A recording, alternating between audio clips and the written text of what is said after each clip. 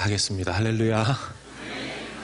옆에 분들하고 인사 한번 나누시죠. 오늘 찬양대도 찬양 너무 귀한 찬양, 은혜로운 찬양 잘 불러주었는데요. 옆에 분들하고 인사 한번 나누시죠. 샬롬 샬롬, 예수님이 나의 생명이십니다 하고 인사 한번 나누실까요? 우리 지난주부터 우리 예배를 시작할 때 우리 형제 자매를 축복하면서 예배를 시작했었습니다. 우리 형제의 모습 속에, 자매의 모습 속에 우리 우리 축복하겠습니다. 우리 형제님들께 먼저 축복의 손을 내밀고 축복하겠습니다. 형제의 모습 속에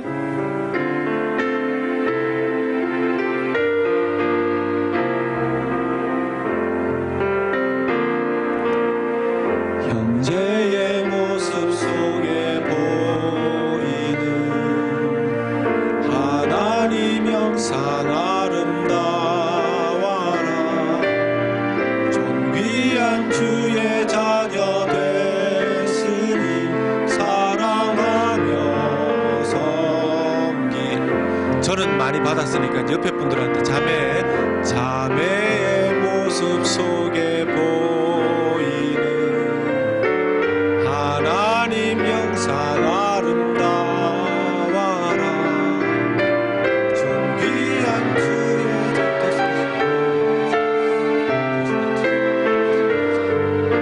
섬기리.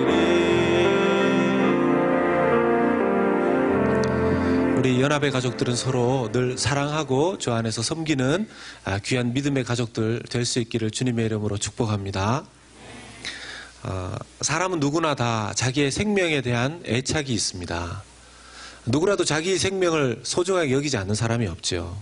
그래서 큰 병에 걸리거나 또 생명의 위협을 당할 수 있는 그런 상황이 되면 누구라도 자기 생명을 보호하기 위해서 또 그 질병에서 치료를 받기 위해서 약을 구하거나 또는 자기를 도와줄 사람을 찾게 되어 있습니다. 오늘따라 조금 이게 크게 들리는데 통역 소리가 약간만 뒤에서 조절해 주면 좋겠습니다. 저도 뭐 생명의 위협까지는 아니지만 뭐 어떻게 보면 그럴 수도 있는데요. 제가 대학생 때 폐결핵을 앓은 적이 있습니다. 그때 하루에 12알씩이나 되는 그 항생제를 계속 먹으면서 이러다가는 병을 고칠 수도 있지만 약 때문에 몸이 삭을 수도 있겠다 이런 생각을 했었습니다. 약이 많이 좋아졌기 때문에 옛날에 비해서 뭐 그런 병에 걸려도 낫게 되고 하는 경우들이 많지만은 혹시나 하는 생각 때문에 좀 우울해지기도 하고 좀 걱정도 되고 그런 마음들이 있었습니다. 저한테는 그 항생제가 제 목숨을 살려준 그런 약이 되었죠. 제가 기억해보면 저희 아버님도 병석에 누우셨던 적이 있습니다. 제가 아주 어렸을 때인데 오랫동안 출근을 못 하시고 누워 계셨는데 그때 저희 어머니가 물론 약도 드신 것 같은데 그 약은 뭔지 잘 모르겠습니다. 아버님에게 열심히 미국에서 이야기하면 좀 곤란한 건데 그 당시는 한국이니까 보신탕을 열심히 해 드렸던 그걸 제가 본 기억이 있습니다. 저희 아버님은 어쩐지 그걸 잘 드시고 약도 드시고 하셨겠지만 일어나셨어요. 저희 아버님에게 있어서는 늘 그 보신탕이 그분에게는 명약이고 자기의 생명을 지켜준 약이다 이렇게 생각을 하셨을 겁니다. 여러분 중국의 진시황 아시죠? 오래 살고 싶었습니다. 그래서 중국을 통일하고 만리장성을 지었던 그 진시황이 부하를 시켜서 불로장생하는 약을 구해오라고 그랬습니다. 부하에게 시키니까 그 부하가 어디서 그 약을 구할 수 있습니까? 도망가 버렸죠. 그런데 이 진시황이 불로장생의 약을 구한다는 소식을 듣고 그것을 이용해서 이 진시황에게 찾아가서 이 서복이라는 작자가 이렇게 이야기합니다. 저에게 많은 진귀한 보물을 주시고 소년 소녀 3,000명을 저에게 주시면 가서 꼭 불로장생의 약을 찾아오겠습니다. 그래서 배를 그 중국에서 해준 배를 타고 많은 보물을 싣고 소년 소녀 3,000명을 싣고 떠납니다. 돌아왔겠습니까? 안 돌아왔겠습니까? 어떻게 하셨어요? 예, 그거 싣고 왜 돌아옵니까? 거기 가서 잘 먹고 잘 살고 그 애들 데리고 농사 지으면 되지. 그런데 이 어리석은 진시황은 그 배로 나간 자기의 부하가 언제 돌아올까 기다리고 기다리다가 50세에 생명을 잃게 됩니다. 50세에 죽습니다. 여러분 얼마나 이 불행한 모습이고 안타까운 모습입니까? 저처럼 평범한 사람도 또 진시황과 같은 그런 위대한 그 당시에 중국을 다 통일한 진나라의 황제도 생명 앞에서는 어쩔 수 없는 그런 한 사람에 불과한 모습인 것입니다. 죽음이 왜 인간에게 이렇게 찾아온 것일까요? 왜 모든 사람들이 생명을 편안하게 유지하면서 살 수 없는 이런 인생이 되어버린 것일까요? 로마서 6장 23절은 우리에게 이렇게 가르쳐 줍니다. 죄의 삭은 사망이요 하나님의 은사는 그리스도 예수 우리 주 안에 있는 영생이니라. 아멘. 우리가 죽음에 이르게 된 이유는 다른 것이 아니라 무엇이라는 겁니까? 죄 때문이라는 것입니다. 죄. 이 죄가 우리의 삶 가운데 그대로 드러나고 있는 것 중에 하나가 사회 현상들을 봐도 우리가 알 수 있습니다. 자기 그 나라의 권력을 유지하기 위해서 얼마 전에 김정남이라는 사람은 전쟁에서도 잘 쓰지 않는 독가스를 마시고 살해를 당했습니다. 이 다 죄 때문 아닙니까? 그리고 얼마 전 또 뉴스를 보니까 자기 스스로 술에 취해서 자기 주변에 보이는 타민족이라고 생각되는 이민자를 향해서 술에 취한 나머지 자기 나라로 돌아가라고 말하면서 총을 쏘아서 살해를 했습니다. 이것도 죄 때문 아닙니까? 막장 드라마도 아닌 그런 TV 드라마에서 볼 수 있는 그런 일이 아닌 일상의 생활 속에서 가족 속에서 그런 일들이 벌어지고 있는 것입니다. 여러분 요즘 안타깝게도 트럼프 정부가 들어선 이후에 너무 힘들고 가난한 자기의 삶을 해결하기 위해서 이 미국에 왔던 사람들 중에 물론 그들이 불법적인 신분으로 미국에 있는 것은 참 안타까운 것이지만 또 한편 그들이 추방되어져서 얼마 전 뉴스를 보니까 자기 나라로 돌아가기 싫다고 스스로 중간에서 목숨을 끊은 그런 뉴스도 들었습니다. 여기에 있어 그런 사람들을 보는 것도 또 본인의 입장이 되어져서 자기의 고국으로 돌아가기 싫은 죽기보다도 더 싫은 그런 모습도 이 세상이 다 죄악 때문에 있는 이유들 때문 아니겠습니까? 그런데 더 안타깝고 무서운 것은 이런 죄가 세상에 눈으로 볼 수 있을 뿐만 아니라 우리의 피 속에 그대로 내재되어져서 흐르고 있다는 사실입니다. 이 세상에 죄의 결과들이 나타나는 이유는 다름이 아닌 우리 스스로가 죄인이기 때문에 그렇다라는 것이죠. 우리가 죄인입니다. 이제는 누가 우리를 그렇게 괴롭혀서 죽임을 당하지 아니하여도 우리 스스로 우리의 죄 때문에 죽게 되어 있습니다. 그런데 문제는 뭡니까? 오늘날 이런 죄, 악, 구원, 선하게 사는 것 이런 것에 대해서 큰 관심이 없다라는 것이죠. 예수님 당시에는 구원을 위해서 이스라엘 사람들은 율법만을 생각했습니다. 지금은 구원 자체에 대해서 더 생각이 얕아졌고요. 각각 자기의 생각대로 살아갑니다. 요즘같이 의학이 발달되어져서 조금만 건강에 신경을 쓰면 100세까지도 살 수 있는 이런 시대에는 특별히 생명 때문에 특별히 자기의 건강 때문에 고민하는 분들이 많이 없는 것 같습니다. 예수님을 믿고 있는 저와 여러분들 가운데에도 예수님이 오시겠다고 약속은 하셨지만 하루 이틀 자꾸 오시는 시간이 미루어지다 보니까 우리 삶 가운데 진짜 오시기는 오실까? 오늘 저녁에는 안 오실 것 같다. 내일도 오지는 않을 것 같다. 이런 생각들이 많이 듭니다. 여기 오신 분들 중에 우리가 하나님 앞에 신앙생활을 하고는 있지만 이 뭔가 내가 정말 예수님께 얼마나 관심을 가지고 있는가. 병원에 가보니까 제가 이제 병원 신방 갈 일이 요즘 참 많았는데 병원에 가보니까 환자가 자기의 페인에 대해서 얼만큼 느끼고 있는가 하는 걸 이렇게 0에서 0에서 10까지 이렇게 그려놨습니다. 보니까 어떤 병실에 가니까 이렇게 치료에 돼 있고 아직까지 뭐 10까지 되는 거는 못 봤는데요. 우리가 예수님에 대한 우리의 관심을 만약 0에서부터 10까지 표시를 하신다면 어디쯤 표시하실 수 있겠습니까? 오늘 이제 예배를 드리니까 좀 높은데 표시를 하실 가능성이 있지만 우리의 평상시를 생각하면 굳이 지금 조사를 해보지는 않겠습니다.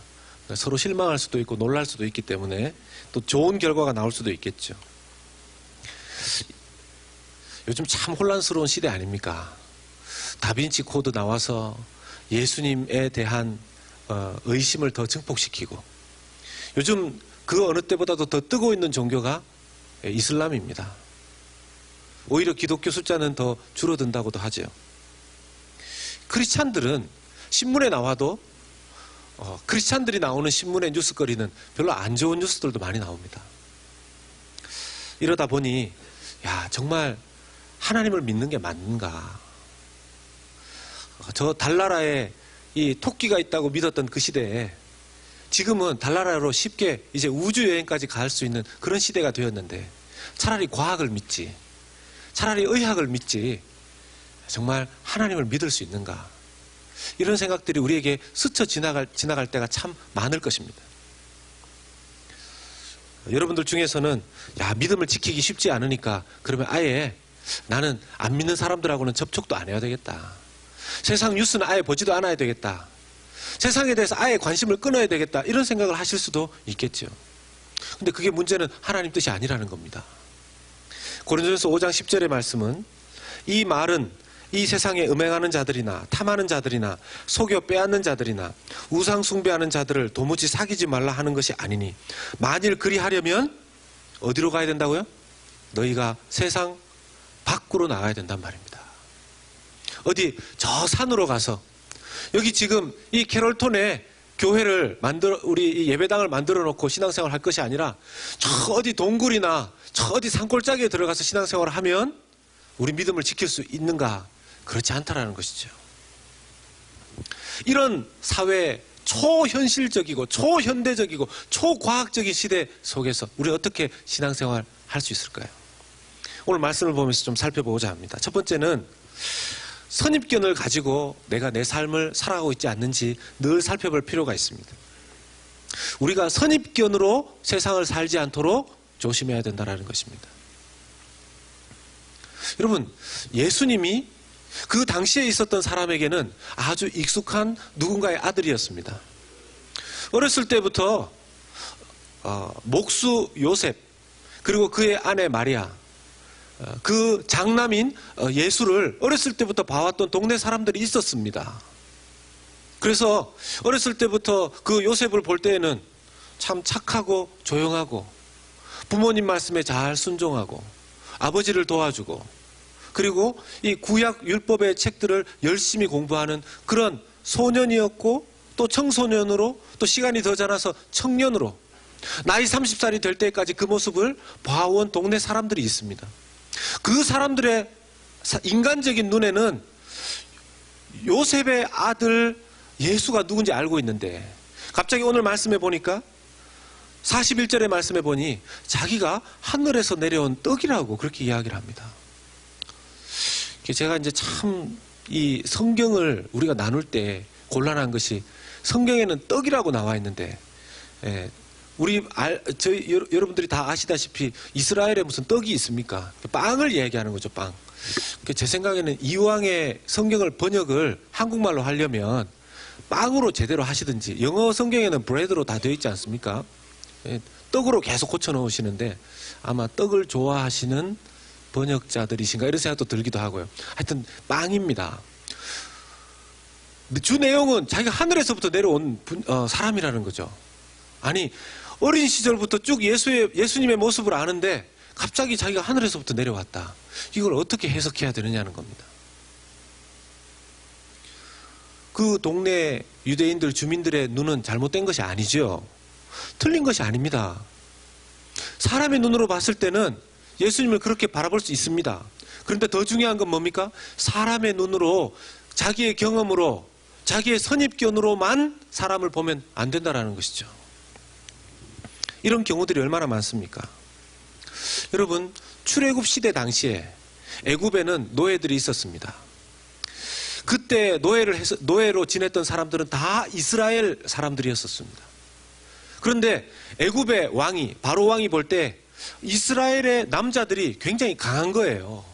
그래서 이스라엘 사람들이 결혼을 해서 아기를 놓으면 딸이면 살려두고 아들은 다 죽이게 했습니다. 남자는 다 죽이게 했습니다.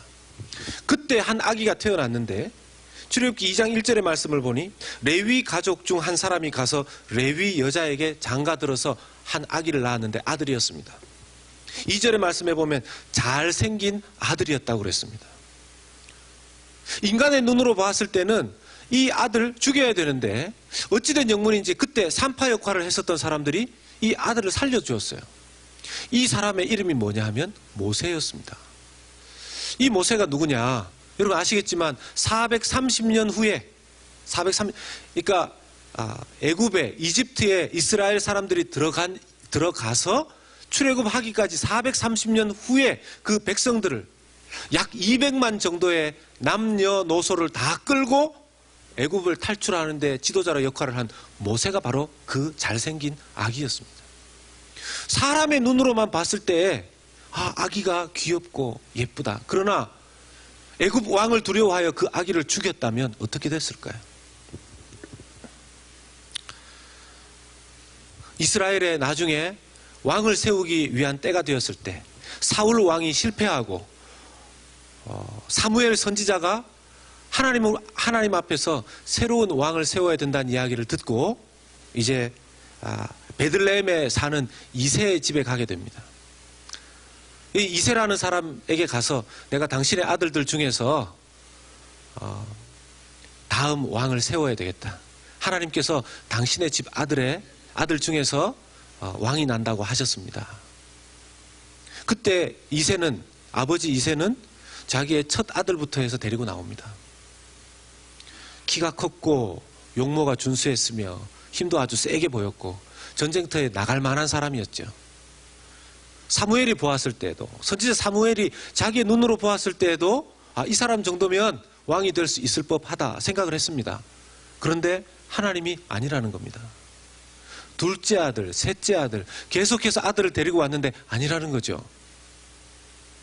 가만히 보니 이새가 지금 이 집에 있지 않는 막내 아들 중에서 저 양치로 보낸 아직까지 좀 철이 없고 키도 아직 좀 작고 그런 아들이 있는데 걔도 데리고 올까요? 사무엘 선지자가 혹시 모르니까 데리고 와보라고 했는데 하나님께서 그 막내 다윗이 마음에 든다는 겁니다. 거기에 있었던 모든 사람들의 눈에는 다윗이 차지 않았습니다. 하나님의 영적인 시각 안에서 다윗은 앞으로 먼 미래에 주님의 일을 할 귀한 왕감이었습니다. 여러분, 우리에게 있어서도 사람의 눈으로만 봐서는 내 주변에 있는 사람이 어떤 가치를 가진지 모르고 살아갈 수 있습니다. 영적인 눈이 열려져야 되는 것이죠. 사람에게 뿐이겠습니까? 하나님에 대해서도 마찬가지입니다. 우리 하나님을 바라볼 때, 예수님을 바라볼 때 어떤 사람은 예수님이 그냥 옛날에 태어났던 어떤 구약의 선지자 중에 한 사람. 그런데 어떤 사람의 눈에는 나를 구원할, 나의 죄를 위해서 자기의 목숨을 버리신 하늘로부터 오신 하나님의 아들 메시아, 그렇게 보여지고 그렇게 믿어지는 것입니다. 이 차이가 무엇일까요? 영안이 열려야 되는데요. 영안이 열려진다는 것을 어떤 분들은 이렇게 생각하십니다. 영안이 열려지면 막 환상이 보이고 천사가 보이고, 그런 경우가 없는 것은 아니지만 그것은 아주 스페셜한 특별한 경우이고, 영안이 열린다는 것은 영적인 깨달음이 온다는 것이죠. 그래서 두 번째, 우리가 영적인 눈이 열리려면 영적인 것을 배워야 된다는 것입니다. 영적인 것에 대해서 배워야 된다는 것입니다. 오늘 본문 6장 45절의 말씀에 보면 선지자의 글에 그들이 다 하나님의 가르치심을 받으리라 기록되었은즉 아버지께 듣고 배운 사람마다 내게로 오느니라. 아버지께 듣고 배운 사람마다 예수님께로 나온다는 것입니다. 예수님 앞으로 나온다는 것이죠. 예수님을 멀리 떠나지 않고 아버지께 듣고 배운 사람마다. 여러분, 하나님께 듣고 배우셔야 됩니다. 영적인 것 듣고 배우시면 영안이 열리시는 겁니다. 왜 나는 영적인 감각이 없을까? 나는 왜 영적인 안목이 부족할까? 하나님을 얼마나 아는지 스스로 한번 점검해 보십시오. 내가 하나님을 얼마나 배우고 있는지 스스로 한번 점검해 보십시오. 이사야서 54장 13절에도 그런 말씀이 있습니다. 내 모든 자녀는 여호와의 교훈을 받을 것이니 내 자녀에게는 큰 평안이 있을 것이며. 여러분, 영적인 눈이 밝아지려면 영적인 배움이 반드시 필요한 것입니다. 여러분, 우리뿐만 아니라 우리 자녀들도 영적인 눈이 열려야 됩니다. 아니면 어렸을 때부터 여러분, 우리는 배운 대로 세상을 보게 되어 있습니다. 그렇지 않습니까? 어렸을 때부터 아이들이 세상적인 지식만 배우면 세상만 보이게 되어 있습니다. 어릴 적부터 세상뿐만 아니라 하나님에 대해서 배우면 영적인 눈이 밝아져서 영적 세계, 하나님에 대해서도 볼 수 있는 자녀들로 키워질 줄로 믿습니다. 아까 여기 와서 이렇게 막 같이 찬양팀하고 찬양대하고 같이 찬양하는 우리 어린 다음 세대들 보니까 얼마나 기특한지 마음 같아서는 안 나가고 있으면 좋겠는데 또 자기 할 일이 있으니까 자기 부서에 예배 있으니까 지금 간 것 같은데요. 하나님의 말씀을 이들이 잘 배울수록 영적인 눈이 밝아질 겁니다. 문제는 이게 좀 어떻게 배워야 되느냐. 저희 동료 목사님 중에 한번 이야기를 하게 되었는데, 목사님들끼리 같이 이야기를 하게 되었는데 건강에 대한 이야기를 하게 됐습니다. 근데 이 목사님이 자기는 건강을 위해서 수영을 하시는데 본인이 수영만 하면 많이 안 해도 너무너무 몸이 힘들고 고되다는 거예요. 그래서 우리가 묻기를, 목사님 수영을 너무 오래 하셔서 그런 거 아닙니까? 근데 자기가 짧은 풀을 한 두세 번만 왔다가도 쉬어주지 않으면 계속 할 수가 없다는 겁니다. 그래서 왜 그런가? 심지어는 그 수영장에서 만난 어떤 집사님도, 목사님 수영을 왜 그렇게 힘들게 하십니까? 그런 이야기까지 했다는 거예요. 그래서 저희들이 묻기를, 목사님 수영을 누구한테 배우셨습니까? 유튜브를 보고 배웠다는 거예요. 여러분, 물론 뭐 유튜브를 보고도 배울 수 있고 뭘 보고도 배울 수 있는데, 사람이 직접 누군가의 코치를 받으면서 배우는 것과 유튜브를 보면서 손동작 발동작 해서 배우는 것과 차이가 분명히 있을 겁니다. 그래서 그 다음에 기회 있는 대로 목사님 꼭 수영 잘 하시는 누군가에게 직접 좀 배우십시오, 이런 얘기를 했습니다. 여러분, 제가 왜 이런 얘기를 하느냐, 영적인 것을 배우는데 꼭 유튜브를 통해서 배우시는 분들이 있는 것 같아요. 인터넷에 여기저기 들어가셔서 자기 입맛에 맞는 수많은 설교 들으시고 TV 시청하시면서 자기가 생각할 때 옳은 설교라고 생각되는 것들을 그대로 틀어놓고, 여러분, 그것이 과연 제대로 된 영적인 배움으로 자기에게 오겠습니까? 그 인터넷 속에 있는, 그 TV 속에 있는 분과 어떻게 대화를 나누겠습니까? 물론 도움이 되겠죠. 저도 듣습니다. 그런데 가장 주된 것은 직접적으로 하나님의 말씀을 들을 수 있는 기회를 사용하셔야 된다는 것이죠. 저희 교회만 해도 여러분, 구역 안에서 또 성경공부팀 안에서 뭐 큐티를 나누는 팀 안에서 얼마나 많이 가능합니까? 저희 교회 목사님들이 직접 가르치는 클래스들도 있거든요. 거기에 오셔서 직접 배우실 수 있는 그런 기회들을 여러분들 잘 활용하셨으면 좋겠어요. 제가 어떤 클래스를, 성경공부 클래스를 들어보니까 우리 한 집사님이 가셔가지고 너무 좋으니까 계속 전도를 하셔서 사람들이 자꾸 늘어난대요. 더 많이 늘어났으면 좋겠습니다.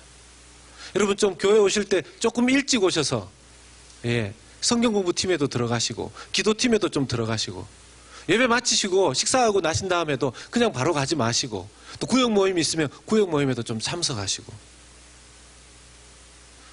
그렇게 해서 여러분들 직접 하나님의 말씀을 대할 수 있는 시간들을 많이 만드셨으면 좋겠습니다.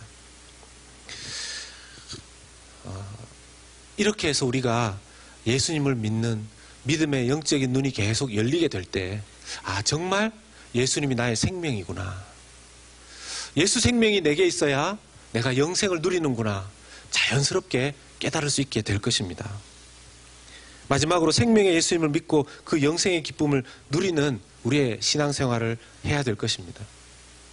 여러분, 이 땅에 있는 것 아무리 좋은 것을 우리가 경험해도 배워도 일시적입니다.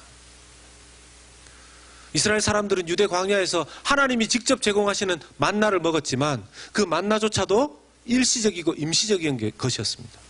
만나는 누가 만들어준 것이었습니까? 하나님 공장에서 나온, 하늘에서 떨어진 하나님 만들어주신 거 아니었습니까? 그런데도 그거 먹고도 죽었습니다. 그런데 예수님, 하늘에서 내려온 떡, 하늘에서 내려온 빵, 예수님을 믿으면, 먹으면 영생하고 영원토록 주님과 동행하며 죽지 않고 살아간다는 것입니다. 물론 이 땅에서 처음 우리가 받았던 첫 육체는 그 옷을 벗게 될 것입니다.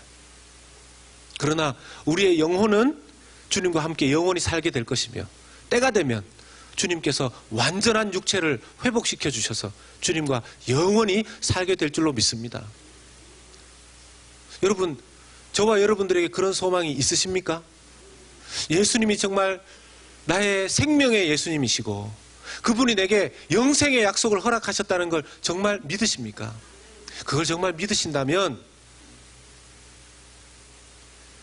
내 인생의 죽음을 막아줄 불로장생의 유일한 약이 예수님이시라는 것을 믿으신다면 그걸 다른 사람들에게도 나누어줘야 되지 않겠습니까?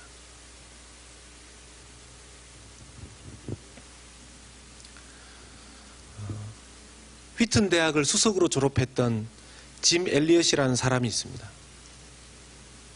자기가 졸업할 때쯤에 남아메리카를 향한 하나님의 부르심을 느끼고 엘리자베스라는 자매와 만나서 결혼을 하고 같이 남아메리카에 대한 선교의 꿈을 꿉니다. 그러던 중에 1955년에 아우카라는 부족이 아직까지 예수님을 믿지 않는 부족으로 남아있다라는 이야기를 듣게 되고, 거기에 이 짐 엘리엇과 4명의 동료가 총 5명의 젊은 청년들이 선교를 하러 가게 됩니다. 대부분의 그 젊은이들이 결혼한 지 갓 1, 2년 밖에 되지 않아서 자기 아내들이 임신한 상태라 자기 아내들은 그대로 두고 5명의 젊은이들만 아우카 부족으로 들어가게 되는데, 들어가자마자 창과 도끼로 죽임을 당합니다. 죽임을 당할 때 그들의 호주머니 속에는 총이 있었죠. 사용하지 않았습니다.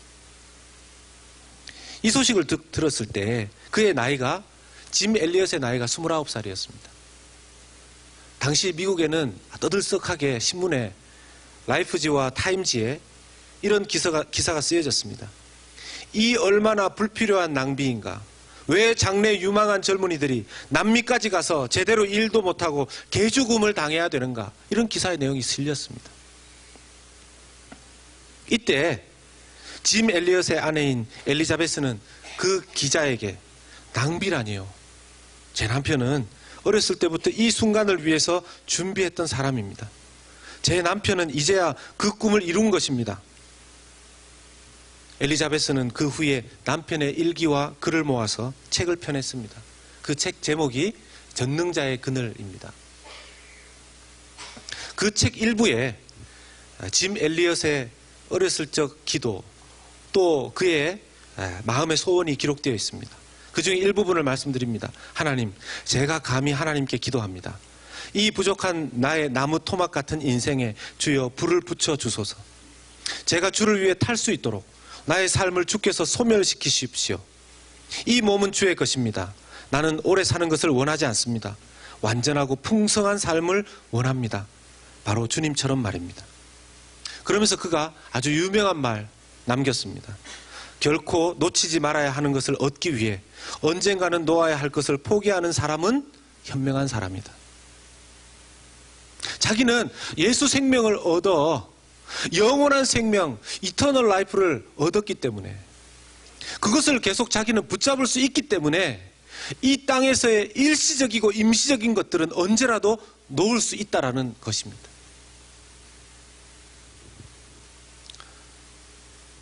이 5 젊은이가 그 아우카 부족에게 의해 죽임을 당한 이후에 5명의 아내들이 그 아우카 부족에게 똑같이 나갑니다. 그 사이에 태어난 1~2살짜리의 어린 아이들을 데리고, 아우카 부족은 다행히게도 여성을 죽이는 것을 굉장히 자기들의 수치로 여겼습니다. 그래서 그 여인들과 아이들을 죽이지 않습니다. 그 후에 시간이 흘러서 그 아우카 부족 안에는 수백 개의 교회가 세워졌고, 그 교회 중에 하나는 짐 엘리엇의 아들이 담임 목사가 되었습니다. 짐 엘리엇의 아내인 엘리자베스 엘리엇이 2015년에 소천했습니다. 88년을 이 땅에서 허락된 시간을 살고, 또 신학교 교수로 또 선교사로 살다가 하나님 앞에 올라갔는데요. 그가 마지막까지 한 번도 원망하거나 불평하지 않았고, 오히려 기뻐하면서 다시 만나게 될 영원한 생명, 그 자리에서 함께 만나게 될 남편을 생각하면서 주 예수님, 그의 생명 부여하신 그 생명 주인 되신 예수님 기뻐하면서 그 앞으로 나아갔던 것입니다. 사랑하는 여러분, 예수 생명 우리가 가지고 있다면, 우리가 예수님의 생명을 좀 나누어주는 그 일에 어떤 사람들이 주책 맞다고 하고, 우리에게 좀 핀잔 주고, 우리에게 그런 얘기 좀 제발 하지 말라는 그런 이야기를 듣는다 하더라도, 여러분, 우리가 아우카 부족에게 나가는 것만큼 위험한 일도 아니고요, 그렇게 치명적으로 우리의 이 땅에서의 생명이 어려움을 당할 만한 그런 일도 아니라는 것입니다. 아직도 혹시 사랑하는 가족 중에, 또 동료 중에, 이웃 중에 생명 되신 예수님 모르는 사람들이 있다라면, 여러분, 그들에게 예수 생명 전해주신다면 내 안에 예수님 기뻐하시고 또 함께 영생의 기쁨 누리게 될 줄로 믿습니다. 우리 함께 한번 기도하기를 원합니다.